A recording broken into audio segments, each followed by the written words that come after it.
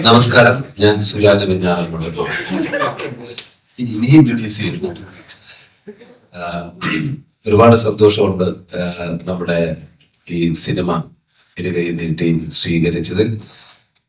ഇത് നമ്മൾ പ്രതീക്ഷിച്ചതിനേക്കാൾ മേളിലായിരുന്നു നമുക്ക് കിട്ടുന്ന റെസ്പോൺസ്. ഇപ്പൊ ഏറ്റവും കൂടുതൽ ആൾക്കാർ പറയുന്നത് ഒരു ഉഗ്രൻ കോംബോ ആയിരുന്നു, ആസിഫും ഞാനും കൂടെ ഉള്ള ഉഗ്രൻ കോംബോ ആയിരുന്നു എന്ന് പറഞ്ഞു. ഒരുപാട് സന്തോഷം. പിന്നെ അതുപോലെ തന്നെ തങ്കത്തിനെ കുറിച്ച് ഒരുപാട് നീ തങ്കമല്ലട പൊന്നപ്പൻ എന്നിങ്ങനെ പറയുന്ന ആൾക്കാരുണ്ട്. കാരണം ആദ്യത്തെ സിനിമ സൂപ്പർ ഹിറ്റ്, രണ്ടാമത്തതും അതിനേക്കാൾ മേളിൽ അഭിപ്രായം നേടി എന്ന് പറയുമ്പോൾ ഒരുപാട് സന്തോഷം. സംവിധായകനും ഭയങ്കര സന്തോഷത്തിലാണ് ആദ്യ സിനിമ ഇത്രയും വിജയം കൈവരിച്ചതിൽ. ഇത് ഒരു റിയൽ സ്റ്റോറി ആയിരുന്നു. അത് ഞാൻ ഇടയ്ക്കൊക്കെ പറയുമായിരുന്നു. ശരിക്കും എന്റെ കഥാപാത്രം എന്ന് പറയുന്നത് തങ്കത്തിന്റെ കഥാപാത്രവും ബാക്കിയെല്ലാം പറഞ്ഞു കൊടുക്കും. മറ്റേ ആളെവിടെ, ഇദ്ദേഹത്തിന്റെ കഥാപാത്രം ചെയ്യുന്ന ആളെവിടെ? ഒരു മാറ്റം വരുത്തിയിട്ടില്ല. ഞാൻ എപ്പോഴും ചെയ്യുന്ന പ്രോസസ്സ് തന്നെയാണ് ചെയ്തത്. പിന്നെ ഞാൻ എപ്പോഴും പറയുന്ന ഒരു കാര്യമാണ്, കഴിഞ്ഞ 15 വർഷമായിട്ട് സിനിമകൾ ചെയ്തുകൊണ്ടിരിക്കുകയാണ്. അപ്പോൾ ഒരുപാട് നല്ല ടെക്നീഷ്യൻസിന്റെ കൂടെ വർക്ക് ചെയ്യാൻ പറ്റിയിട്ടുണ്ട്, ഒരുപാട് നല്ല ആക്ടേഴ്സിന്റെ കൂടെ വർക്ക് ചെയ്യാൻ പറ്റിയിട്ടുണ്ട്. എന്റെ കൂടെ എന്റെ സമപ്രായക്കാരായ ഒരുപാട് നടന്മാരും വലിയ വലിയ വിജയങ്ങൾ കൈവരിക്കുന്നത് ഞാൻ കണ്ടിട്ടുണ്ട്. അപ്പൊ അവരിൽ നിന്നൊക്കെ ഇൻസ്പയർഡ് ആയിട്ടുണ്ടാവാം. അതിലുണ്ടായ മാറ്റങ്ങളാണ്. ബോധപൂർവം ഞാൻ ഇന്ന് മുതൽ നന്നാവാം എന്ന് പറഞ്ഞ് ഞാൻ ചെയ്തിട്ടില്ല. അത് അറിയായിരുന്നെങ്കിൽ ഞാൻ നേരത്തെ ചെയ്തത്.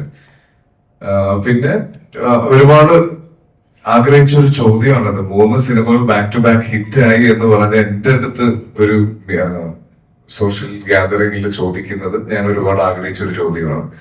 അതിന് ഒരുപാട് സന്തോഷമുണ്ട്. ഒരു വലിയ റെസ്പോൺസിബിലിറ്റി കൂടിയാണ്.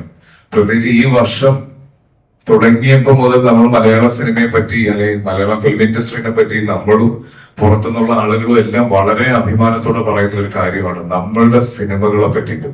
അപ്പൊ അത് മുന്നോട്ട് കൊണ്ടുപോകാൻ പറ്റി. ഈ വർഷം ഞാനൊരു പടം ഇറക്കിയത് മോശമാക്കിയില്ല എന്നുള്ളൊരു സന്തോഷം എനിക്കുണ്ട്. 3 ഡിഫറെന്റ് ജോണറിലുള്ള സിനിമകൾ എനിക്ക് തന്നെ ചെയ്യാൻ പറ്റി. നമ്മുടെ ഇൻഡസ്ട്രിയിൽ വരുന്നത് ഇപ്പോൾ തമിഴിൽ നിന്നൊക്കെ ഉള്ള പല റിവ്യൂവേഴ്സും എടുത്തു പറയുന്നത് നമുക്ക് കാണാൻ പറ്റിയിട്ടുണ്ട്. മലയാള ഫിലിം ഇൻഡസ്ട്രിക്ക് ഇത്തരത്തിലുള്ള സിനിമ എന്നല്ല, അവരെല്ലാ രീതിയിലുള്ള സിനിമകളും ചെയ്യും. ഇപ്പോ ഈ കഴിഞ്ഞ ദിവസം ചെന്നൈയിൽ നിന്നുള്ള തമിഴിൽ നിന്നുള്ള ഒരു പ്രമുഖ റിവ്യൂവർ അലിയൂസ് അമീഗോയെ പറ്റി പറയുന്നത് കേട്ടിട്ട് എനിക്ക് ഭയങ്കര സന്തോഷം. കാര്യം ഒരു കൾച്ചർ ബൗണ്ടറീസ് ഇല്ലാതെ ഏത് ഭാഷയിലുള്ള ആളുകൾക്കും ഇത് മനസ്സിലാകും. ഒരു പ്രാവശ്യമെങ്കിലും യാത്ര ചെയ്തിട്ടുള്ള, വീടിന് പുറത്തേക്ക് ഇറങ്ങിയിട്ടുള്ള ആളുകൾക്ക് റിലേറ്റ് ചെയ്യാൻ പറ്റുന്ന രീതിയിലുള്ള ഒരുപാട് സിറ്റുവേഷൻസ് ഇവിടെയുണ്ട്. ഇപ്പൊ നമ്മളെല്ലാവരും ഒരുപാട് സുഹൃത്തുക്കളുള്ള ആളുകളാണ്. നമുക്കുണ്ടായിട്ടുള്ള അല്ലെങ്കിൽ നമ്മുടെ കൂടെ ഇപ്പോൾ ഉള്ള സുഹൃത്തുക്കളിൽ പലരെയും നമുക്ക് ഇങ്ങനെ കിട്ടിയതാണ്. അപ്പൊ തങ്കം വന്ന് എന്റെ അടുത്ത് ഈ കഥ പറയുന്ന സമയത്തും എനിക്ക് ഒരുപാട് പേര് ഓർമ്മ വന്നു. ഈ സിനിമ കാണുന്നവർക്കും കണ്ട് ഇറങ്ങിയ അഭിപ്രായം എഴുതിയവരും എല്ലാം പറയുന്നത് അവരുടെ സുഹൃത്തുക്കളെ പറ്റിയും അവര് പരിചയപ്പെട്ട രീതിയെ പറ്റിയും ഒക്കെയാണ്. അപ്പൊ നമുക്കറിയില്ല ഒരാൾ നമ്മുടെ ലൈഫിലേക്ക് പെട്ടെന്ന് കയറി വരുന്നതും എന്തൊക്കെ വ്യത്യാസങ്ങൾ ഉണ്ടാക്കും എന്നുള്ളതൊന്നും. അപ്പൊ അതൊക്കെയാണ് തങ്കം ഈ സിനിമയിലൂടെ പറഞ്ഞിരിക്കുന്നത്. എനിക്ക് ഇപ്പൊ ഞാൻ താഴെ നിന്നപ്പോ സുഹൃത്തുക്കളോട് പറഞ്ഞു, സിനിമ കഴിഞ്ഞിട്ട് ഒരു കയ്യടി കേട്ട് കഴിഞ്ഞാൽ പിന്നെ ഒരു സൈലൻസ് ഉണ്ട് തിയേറ്ററിൽ.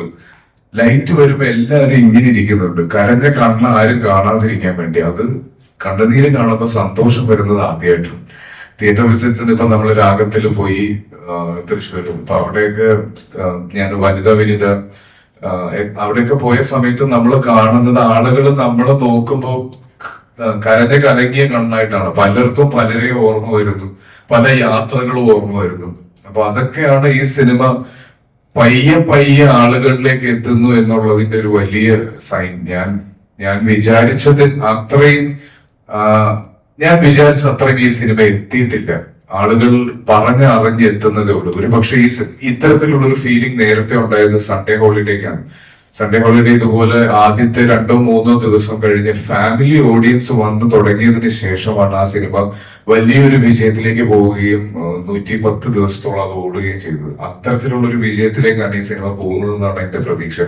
ഈ കഴിഞ്ഞ ശനിയും ഞായറുമായിട്ട് ഏറ്റവും കൂടുതൽ വന്ന് കണ്ടത് ഫാമിലീസ് ആണ്. നമുക്ക് കാണാം മുത്തശ്ശനും മുത്തശ്ശിയും അച്ഛനും അമ്മയും മക്കളും ഒക്കെ ആയിട്ട് സിനിമ കാണാൻ വരുന്നതും അവര് ഇതിന്റെ ഇമോഷൻ കൃത്യമായി മനസ്സിലാക്കുന്നതൊക്കെ. അപ്പം യെസ്, എന്തോ ചോദിച്ചു, ഞാൻ എന്തൊക്കെയോ പറഞ്ഞു, സോറി. ആസിഫിക്ക, ഈ പടത്തിന്റെ തുടക്കത്തിൽ ഈ സ്മോക്കിംഗ് ഈസ് ഇൻജൂറിയസ് എന്ന് പറഞ്ഞ ആ ഒരു ഇത്, അതുപോലെ നിങ്ങളുടെ ക്യാരക്ടറായിട്ട്, അത് പൊതുവെ നമ്മുടെ സിനിമയിൽ അങ്ങനെ അവരായ ആർട്ടിസ്റ്റ് പറയുന്നുണ്ട്, ആ ക്യാരക്ടറായിട്ട് പറയുന്നുണ്ട്, ആരുടെ ഐഡിയ ആയിരുന്നത്? നഹാസിന് ഒരുപാട് ഒരുപാട് ഐഡിയാസ് ഉള്ള ഒരു മനുഷ്യനാണ്. അതുപോലെ തന്നെ സപ്പോർട്ട് ചെയ്ത് കൊടുത്ത ഒരാളാണ് ഇതിന്റെ തിരക്കഥാകൃത്ത് തങ്കവും സംവിധായകൻ നിർമ്മാതാവും.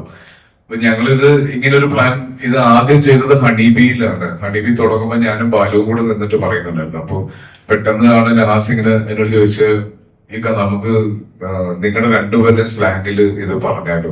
അപ്പൊ അവിടെ മുതൽ ഓഡിയൻസ് എത്തി ശ്രദ്ധിക്കണം എന്നുള്ളതും, കാര്യം നമ്മൾ ഇവരുടെ രണ്ടുപേരുടെയും വലിയ ബാക്ക് സ്റ്റോറീസ് ഒന്നും ഈ സിനിമയിൽ കാണിക്കുന്നില്ല. അപ്പൊ നമുക്ക് ആദ്യം മുതൽ തന്നെ ഈ ക്യാരക്ടേഴ്സിനെ ഓഡിയൻസിലേക്ക് എത്തിക്കണം എന്നുണ്ടായിരുന്നു. അതിന് ഉണ്ടാക്കിയ ബ്രില്യന്റ് ഐഡിയ ഇദ്ദേഹത്തിന്റെയാണ്. എൻട്രി അടിപൊളിയായിരുന്നു. വിക്രം സാറ്, എസ് ജെ സൂര്യ, അങ്ങനെ വലിയ കിട്ടിലം താര നിരകളോടൊപ്പം സ്ക്രീൻ ഷെയറിങ് കിട്ടി. അതൊരു മഹാഭാഗ്യം. വീര ധീര ശൂര അതിന്റെ ഷൂട്ടിംഗ് തീർന്നിട്ടില്ല. നല്ല എക്സ്പീരിയൻസ് ആണ്. അരുൺകുമാറാണ് അതിന്റെ സംവിധാനം. അറിയാലോ, നമ്മുടെ സിത്തയുടെ ഒക്കെ. ഇപ്പൊ നമ്മുടെ വയനാട് നടന്ന ഒരു സംഭവം one of the biggest national disaster ആണ്. അപ്പൊ അതിനുശേഷം ഇറങ്ങുന്ന മലയാള സിനിമകളിലെ ഒരു സിനിമയാണ് അടിയൊഴുക്ക്. അപ്പം ഇത്തരത്തിൽ സിനിമയ്ക്ക് പോകാനോ അല്ലെങ്കിൽ അത്തരത്തിലുള്ള വിനോദങ്ങൾക്ക് വേണ്ടി പണം മാറ്റി വെച്ച ഒരുപാട് ആളുകൾ ഇപ്പൊ ആ ഒരു മുഖ്യമന്ത്രിയുടെ ദുരിതാശ്വാസ ഫണ്ടിലേക്ക് പണം കൊടുത്തിട്ടുണ്ട്. ഈ സിനിമയുടെ റിലീസ് പോസ്റ്റ്പോൺ ചെയ്തിട്ട് വീണ്ടും അതിലേക്ക് ആ ഒരു ഡേറ്റിലേക്ക് ആക്കുമായിരുന്നു. അപ്പൊ ഈ ഒരു പർട്ടിക്കുലർ ടൈമിൽ അല്ലായിരുന്നെങ്കിൽ ഇതിലും കൂടുതൽ ആളുകൾ തിയേറ്ററിലേക്ക് വരുന്നില്ല. അതിനെപ്പറ്റി ഇനി നമ്മൾ ചിന്തിച്ചിട്ട് കാര്യമില്ല. നമുക്ക് എല്ലാവർക്കും മുന്നോട്ട് പോയേ പറ്റുള്ളൂ. നമ്മളിപ്പം ജീവിതത്തില് അവിടെ അതിന് വിക്റ്റിമായവർക്കും ഇനിയൊരു ജീവിതമുണ്ട്. അവര് മുന്നോട്ട് പോകുന്നുണ്ട്. അവര് മുന്നോട്ട് പോകാൻ നമ്മളെ കൊണ്ടൊക്കെ പറ്റുന്ന പോലെ നമ്മളെ സഹായിക്കുന്നുണ്ട്. നമ്മളെപ്പോഴും കൂടെയുണ്ട്. അത് കഴിഞ്ഞ ദിവസത്തെ പോലെ അവിടുത്തെ രക്ഷാപ്രവർത്തനം നിർത്തിയത് കൊണ്ടോ പട്ടാളക്കാര് തിരിച്ചു പോയത് കൊണ്ടോ ഒന്നും അത് അവിടെ തീരുന്നില്ല. നമ്മൾ എപ്പോഴും അവരുടെ കൂടെ ഉണ്ട്. എന്താവശ്യം വന്നാലും നമ്മളുണ്ട്. അതുപോലെ തന്നെയാണ് നമ്മളുടെ ബാക്കിയുള്ള എല്ലാവരുടെയും ജീവിതവും. അത് മുന്നോട്ട് പോയേ പറ്റുള്ളൂ. നമ്മളിപ്പോ സിനിമ ഷൂട്ട് ചെയ്തു, ഇതിന്റെ ഫുൾ പണികളും തീർത്ത് നമ്മൾ 2-ാം തീയതി റിലീസ് ചെയ്യാൻ നിൽക്കുന്നതിന്റെ ഒരു ദിവസം മുന്നെയാണ് ഇത് സംഭവിക്കുന്നതും. അപ്പൊ തന്നെ നമ്മളെല്ലാവരും, സിനിമാ സംഘടന എല്ലാവരും ഒറ്റക്കെട്ടായി റിലീസുകൾ മാറ്റിവെച്ചു. അതൊരിക്കലും ആള് കുറയും എന്ന് ഓർത്തിട്ടല്ല, നമ്മളത് ചെയ്യാൻ പാടില്ല എന്ന് തിരിച്ചറിഞ്ഞിട്ട് തന്നെയാണ്. അപ്പൊ അത് ആശയ്ക്കും അങ്ങനെ ഒരു തീരുമാനം എടുത്തു. അപ്പൊ നമുക്കിത് ഇത്രയും ഷൂട്ട് കഴിഞ്ഞ് ഇത്രയും നിർമ്മാതാവിന് ചെലവായ പൈസ മുഴുവൻ അവിടെ ബ്ലോക്കായി കിടക്കുന്നു എന്ന് പറഞ്ഞ ഒരു അവസ്ഥയിൽ ഇനിയും ഇത് ഹോൾഡ് ചെയ്ത് വെക്കുന്നതിൽ കാര്യമില്ല. അപ്പം ഒരാൾ മുന്നോട്ട് വരണം. നമ്മളെ കൊണ്ട് ചെയ്യാൻ പറ്റുന്നത് ചെയ്ത് തുടങ്ങിയതിനു ശേഷം നമ്മുടെ പ്രൊഫഷനിലേക്ക് വരുമ്പോൾ നമ്മൾ തീർച്ചയായിട്ടും അടുത്ത സ്റ്റെപ്പ് എന്നുള്ള രീതിയിൽ ഇതിന്റെ റിലീസിനെ പറ്റി നമ്മൾ ചിന്തിച്ചു. വളരെ മിതമായ രീതിയിൽ ഇതിന്റെ ഒരു മാർക്കറ്റിങ്ങിനെ പറ്റി ചിന്തിച്ചു.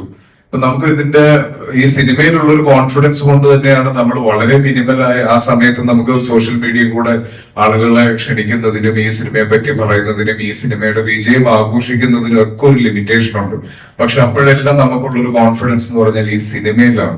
ഈ സിനിമ ഇറങ്ങി കണ്ടു കഴിയുന്നവർ തമ്മിൽ പരസ്പരം സംസാരിക്കുകയും, ഒരു സിനിമ എപ്പോഴും വിജയിക്കുന്നത് മൗത്ത് പബ്ലിസിറ്റി കൂടിയാണ്.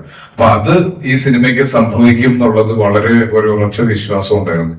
പല സമയത്തും പല ആളുകളും ഇതിന്റെ ലാഗ് ഉണ്ടെന്നൊക്കെ പറയുന്നത് കേട്ടിട്ടും നമ്മളൊന്ന് ടെൻഷൻ ആകുമ്പോഴും തിയേറ്റേഴ്സിൽ നിന്ന് കിട്ടുന്ന റെസ്പോൺസ് അത്രയും മനോഹരമായിരുന്നു. നമ്മൾ നേരിട്ട് കാണുന്നതും സോഷ്യൽ മീഡിയയിലൂടെ കിട്ടുന്നതും ഇപ്പൊ നിങ്ങളെല്ലാവരും റിവ്യൂസ് ഇട്ടതും എല്ലാം അത്തരത്തിലുള്ളതാണ്. അപ്പൊ അതാണ് നമ്മൾ ശരിക്കും ഈ സിനിമയ്ക്ക് ആഗ്രഹിച്ചതും സംഭവിച്ചുകൊണ്ടിരിക്കുന്നതും. മാത്രമല്ല, നമുക്ക് എല്ലാവർക്കും അറിയാം, സമാനതകളില്ലാത്ത ദുരന്തമാണ് വയനാട് സംഭവിച്ചത്. അപ്പോൾ അവിടുന്ന് വരുന്ന വാർത്തകൾ ഇപ്പൊ ഡെയിലി നമ്മൾ ന്യൂസിലൂടെ ഇത് കണ്ടുകൊണ്ടിരിക്കുകയാണ്. അവിടെ ഉള്ള ആൾക്കാർക്ക് മാത്രമല്ല, ഇത് കണ്ടുകൊണ്ടിരിക്കുന്ന നമുക്കും ട്രോമയുടെ ഒരു വേറൊരു രീതിയിലേക്ക് പോയിക്കൊണ്ടിരിക്കുകയാണ്. തീർച്ചയായിട്ടും നമ്മുടെ ഈ സിനിമ അതിജീവനത്തിന്റെ കഥയാണ്. അപ്പോൾ അതിൽ നിന്നും ഫുൾ ടൈം നമ്മളെല്ലാവരും ഈ ടി വിയിലൂടെ ഈ ന്യൂസ് ഇങ്ങനെ കണ്ടുകൊണ്ടിരിക്കുന്നു. അത് കുറെ കഴിയുമ്പോൾ നമുക്ക് ബാധിച്ച പോലെ തന്നെയാണ്. അപ്പോൾ അതിനൊക്കെ കറക്റ്റ് ടൈം വന്നപ്പോൾ തന്നെയാണ് നമ്മുടെ സിനിമ റിലീസാക്കിയതും. ഈ സിനിമയും ഒരു അതിജീവനത്തിന്റെ കഥയാണ്.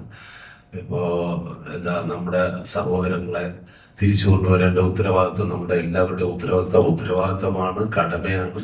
അത് ഇനിയും എന്തൊക്കെ ചെയ്യാൻ പറ്റുമോ അതെല്ലാം നമ്മുടെ ഭാഗത്ത് നിന്നും ഉണ്ടാവും. Thank you.